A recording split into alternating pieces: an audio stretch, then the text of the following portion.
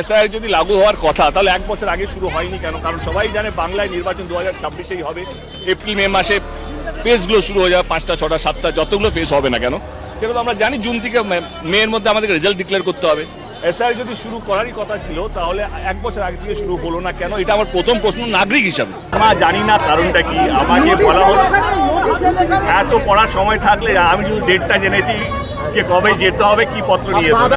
একটু অটোগ্রাফ দিলাম আর কিছু পেপার সাইন। আমি জানি আমার দল জিতবে। দেন একটা মানুষ যখন আমি লাইনে দাঁড়িয়েছি, আমি সাধারণ মানুষের কথা ভাবছি যে তাদের কোনো দায় নেই যে কে জিতবে। তারা যেন হ্যারেস না হয়, তারা যেন মানে তাদেরকে যেন প্রমাণ করতে এইটা না হয় 2 মাস লেগে গেল পুরো নির্বাচন শেষ হয়ে। আমি তাদের হয়ে কথা বলছি। আজকে দেব এসআইআর হিসেবে এসআইআর নিজেকে প্রমাণ করতে এসে সাংসদ হিসেবে আসে, তাহলে আমি একটা চিঠি পাঠিয়ে দিতাম, এটা নিয়ে বিরোধ করতাম। যবে থেকে নোটিশ এসছে আজ অব্দি একটা কথা আমি এর আগে বলিনি। আমি সবসময় বলে গেছি ল অফ দ্য ল্যান্ড আমি ফলো করবো, যেটা নিয়ম সেটা ফলো করবো এবং একদম তাই করছি।